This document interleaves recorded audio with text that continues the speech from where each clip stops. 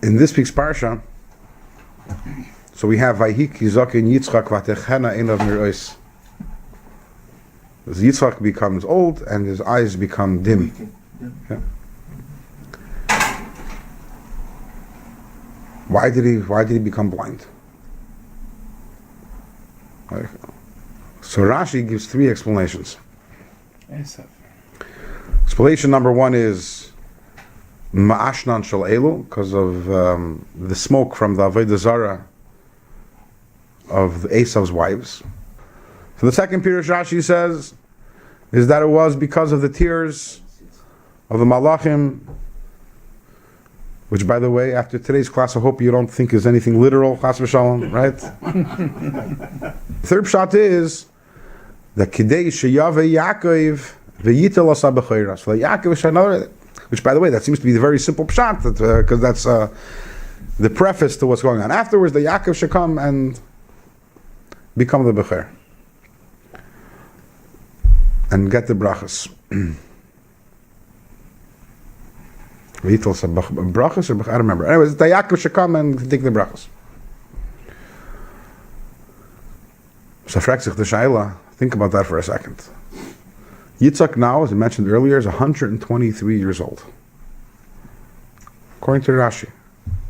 It's 5 years before the age of 127. Yitzchak died when he was 180 years old. That means 57 years he was blind. At least 57 years he was blind. And we know that Chazal tell us that someone who's blind is chashuv kemes. Is considered like he's dead.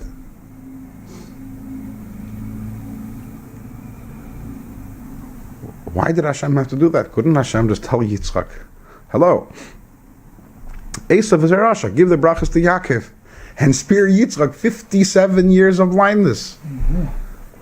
It's a simple question, right? And think about that for a second. Yitzchak surely had to already have been Chosheh Esav. His wives are worshipping Avodah Zarah. The pasuk says, "Vatiyana Meir." He knows his wives aren't too good. He's blind from their incense. Well, this is the different shot in Rashi. But even if he's not blind, the pasuk says, "Vatiyana Meir Ruach LiYitzchak LeRivka." He knows that the wives aren't. So he thinks maybe that case. So Esav can't control them. He knows that Esav's Ein Shem Shemayim Shagur B'Fiv, that he doesn't say Hashem's name. So he had to have smelled something. So why couldn't Hashem just give the final bang and say, yeah, he's not the one. Give it to Yaakov.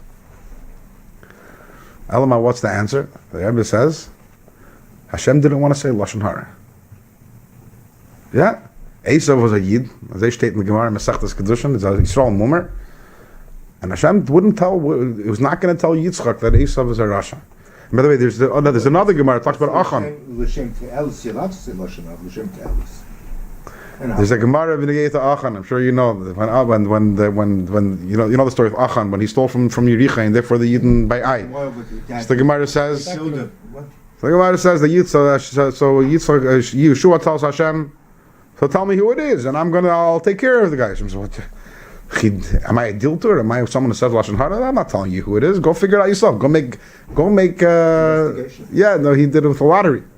The Eibishter, Magid Varav L'Yaki Chukav Mishpatav, the Eibishter, the mitzvahs that he tells us, he does the same thing.